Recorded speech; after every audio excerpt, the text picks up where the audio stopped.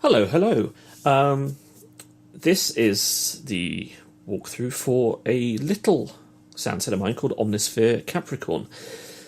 Now, if you paid attention to the previous Omnisphere soundset release I had called Omnisphere Horizon 5 and heard me say it was the final one in the Horizon series and the final soundset I'd be releasing before Omnisphere 2 came out, then you might be wondering what the hell's this all about. Well, let me tell you. Basically, this soundset comes out of a personal project I was working on, and I thought it went quite well with Horizon 5, and when with the deluxe version of that, I actually put this in as a little incentive to grab it nice and early during that first week that it was on sale. A little treat, a thank you to all those people that support me, that kind of thing. That only lasted for the first week of sale, so now it's no longer available with Horizon 5 Deluxe, but it is available in its own right. So if you didn't get it during that first week, or you just didn't pick up Horizon 5 whatsoever, you can now pick this up. So Capricorn is mostly made out of the analog and some digital synth sound sources, as that was what project I created these sounds for was requiring. So yes, mostly it's got a bit of an analog vibe to it, or certainly a synthy vibe to it. Fewer of the hybrid acoustic and experimental sound sources are used in this sound set. So without further ado, let's take a listen to some of them, shall we?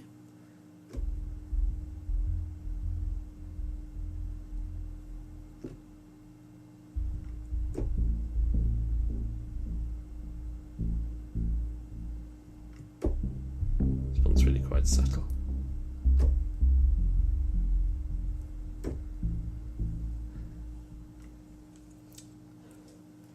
Yes, I don't know. Some of that's got quite deep end, so I don't know how much of that actually came along too well there.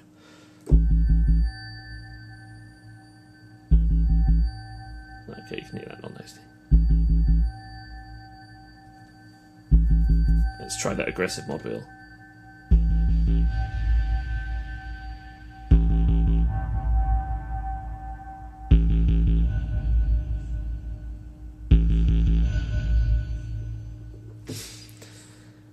Yeah, so traditional synthy analog style bass for cinematic stuff, basically.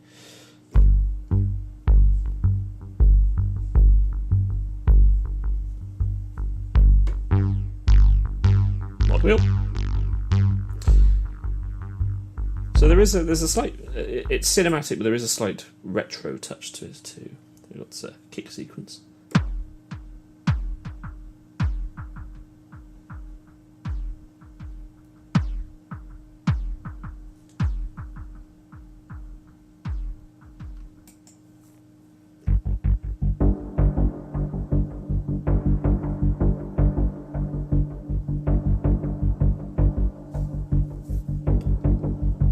Okay, so this one says the mod wheel does all sorts of nice things. Let's find out what those nice things are.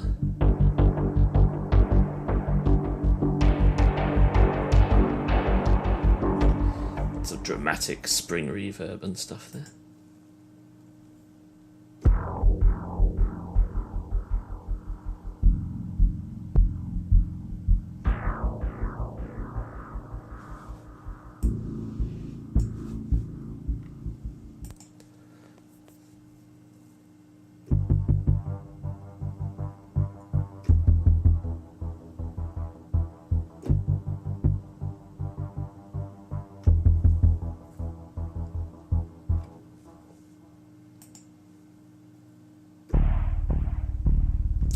Higher up.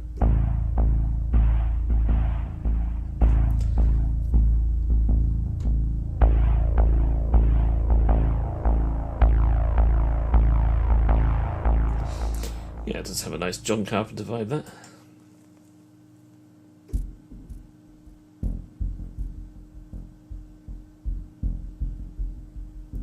So there's an element to which these are a bit more subtle than perhaps before, because again, that was the nature of the project I was working on. So it wasn't really looking. It was looking for dramatic stuff, but not anything that was sort of huge and distorted and noisy.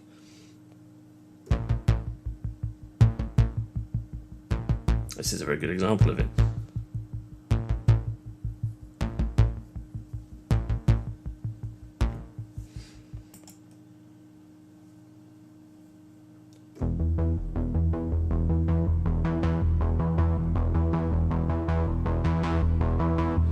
So as well as sort of a touch of underscore stuff that you want to do for a film or a TV project, there is also a lot of nice sounds in there that would work quite well for ambient electronica, that kind of thing. If you want to do something Berlin school, perhaps. So you're unlikely to find anything too brash and noisy in this. Anything too over the top. It's quite subtle, bubbly stuff.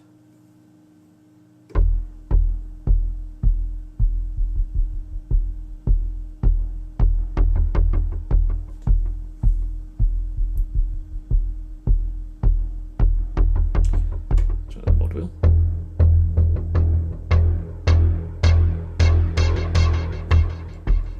So sometimes on the mod wheel there's some of that brighter, harsher stuff put in there.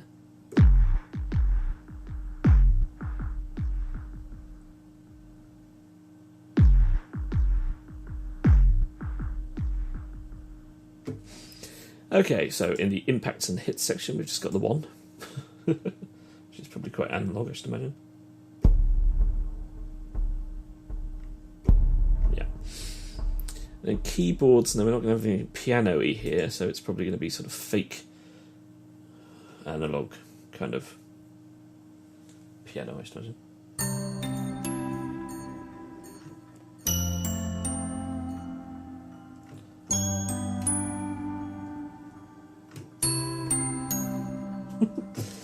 Good night, everybody. Okay, and then we've got another plasticky sort of piano sound here.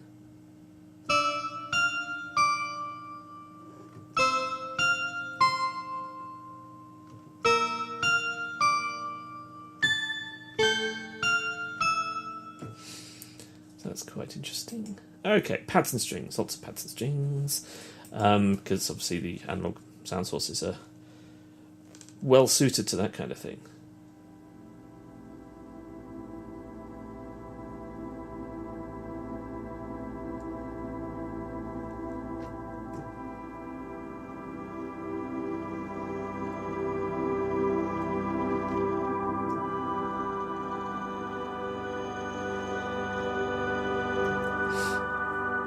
Some very interesting touches into that one.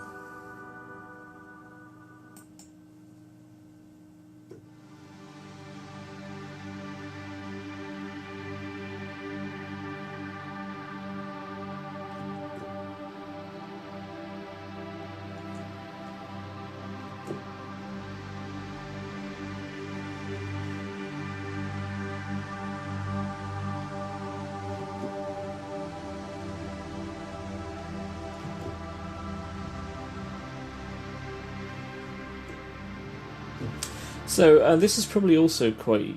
Some of this is going to be quite useful if you're into that M83 vibe, whether it's from a cinematic perspective, his Oblivion soundtrack, or more the stuff he does for his studio albums.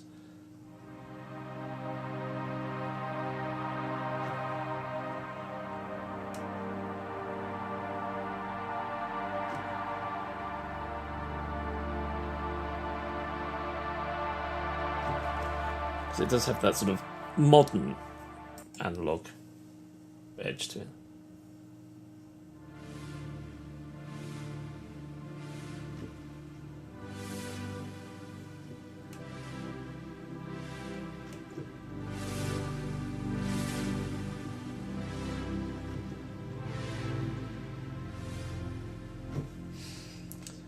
Lots of modulation on that one.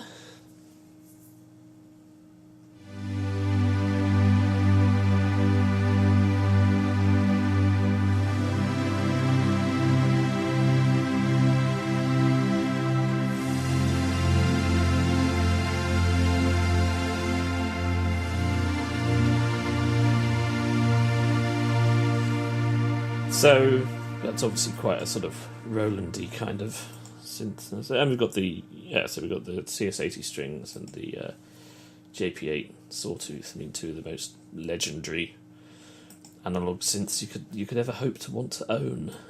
I do want to own them both, and I never will. Never mind. Such is life.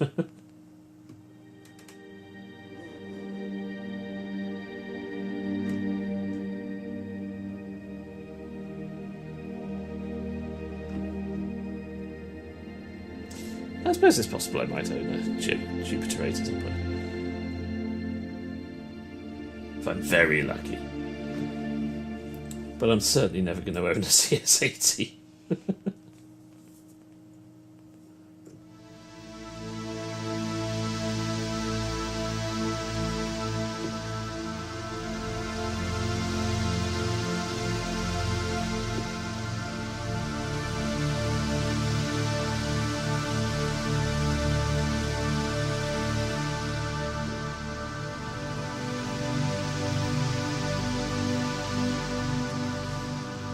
So there's much lushness in the pads. It really is about really nice widescreen, lush stuff.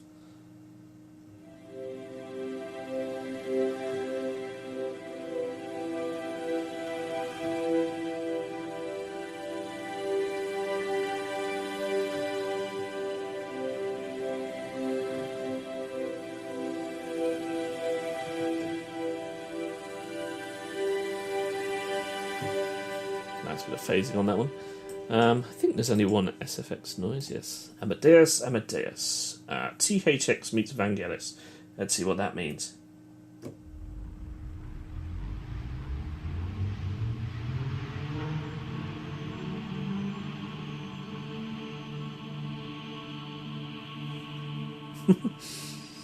Okay. It means that, basically. A couple of synth basses. Well, 4. That's not really a couple, is it?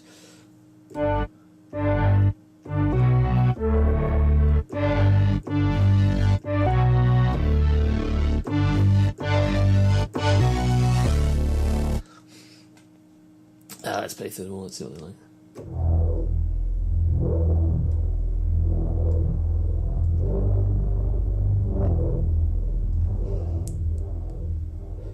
Pestilence, that's probably not going to be terribly cheery, is it? No, it's not that bad.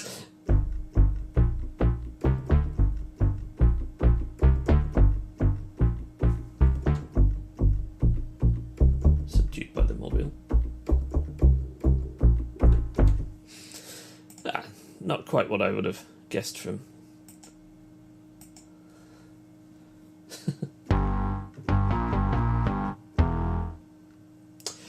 You see, I started playing something and then almost tried to fake going into the model and failed. I'll play something else.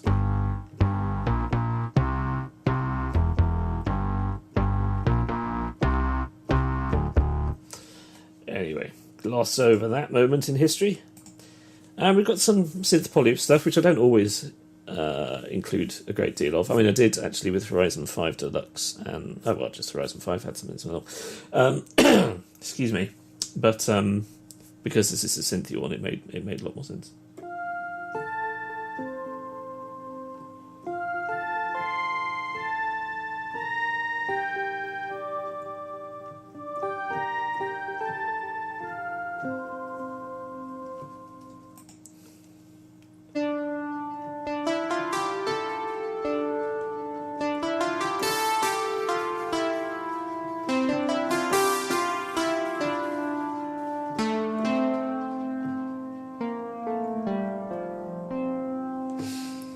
That's rather pretty.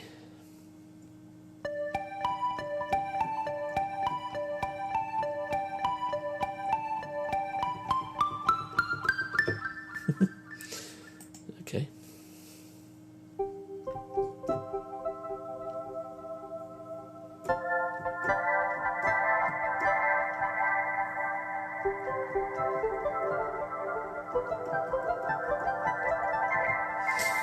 Got a soft and sweet little noise.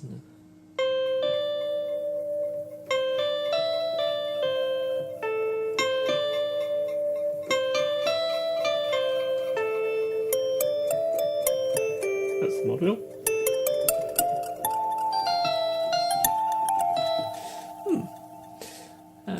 trigonometric.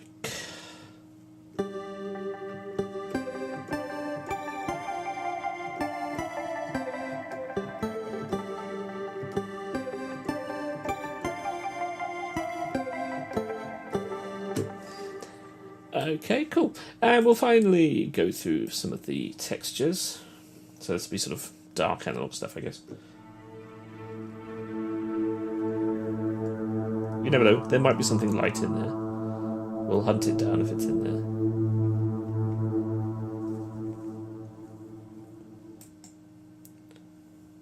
Well, this might one. Yeah, let's try this one.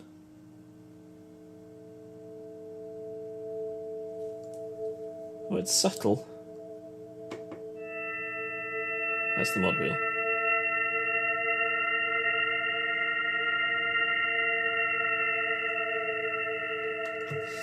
That's quite a nice effect. Reminds me a little bit of the Gone Girl soundtrack, that one. Ah, this one's nice. Ambient. It's not dark and terrifying. Unless we do this. Oh, badly, I had to spoil things. Go all dark.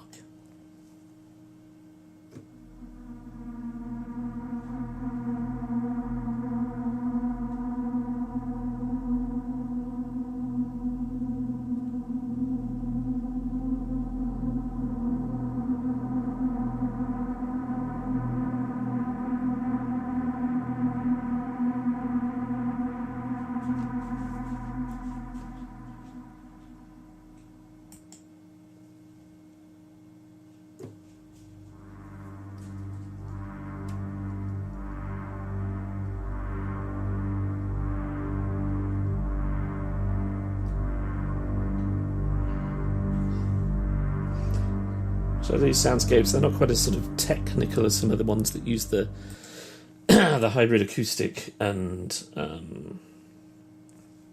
what have you sound sources. They have a nice synthy feel, which is sometimes what you're after. Okay, final patch, withdrawal. A non-analog synth patch. What does he mean? A vocal ambiguous texture for adding some tense mystery. Let's see.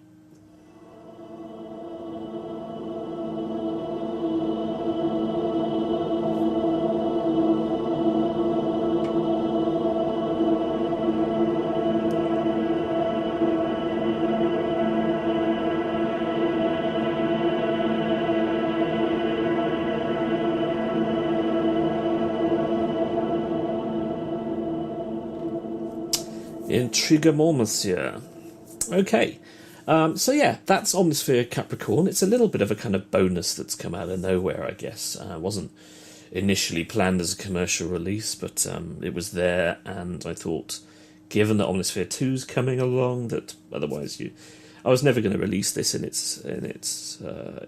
was never going to do anything with it with Omnisphere 2, so I might as well release it whilst Omnisphere, the original Omnisphere, is still the go-to Omnisphere. So hopefully you like some of the sounds that you've heard here, and you're interested in grabbing a copy, and it'll be useful to you. If you did buy Omnisphere Horizon 5 Deluxe during that first week, do check to see whether you've already got this, because I really don't want people buying this and realising that they already have it, because, fine, that's more money in my pocket, and that's nice, but I don't want to be dealing with all the support emails where I refund you all because you've made a mistake. So, with that negative downer of an ending, thanks once again for listening. I hope you enjoyed this, and I actually promise this is my last Omnisphere 1 sound set for now. I don't know. What if people want versions of the Omnisphere 2 sound sets in Omnisphere 1? Are there going to be people that don't get Omnisphere 2? Are there going to be people that don't upgrade to it? Let me know what you think about that. Pop it in the comments under the video if you want. I am intrigued to see whether there's anybody who might be thinking, well, I'm not going to upgrade. I'm not going to do it. I'm not imagining there'll be a lot of people, but maybe there will be some. If you're thinking of that, tell me. Or if you're not thinking of it, let's keep this thing balanced. Yeah, so I wouldn't mind knowing what your plans are on. So yes, the jury's out. This might be my last Omnisphere soundset, or it might not. On that bombshell, farewell.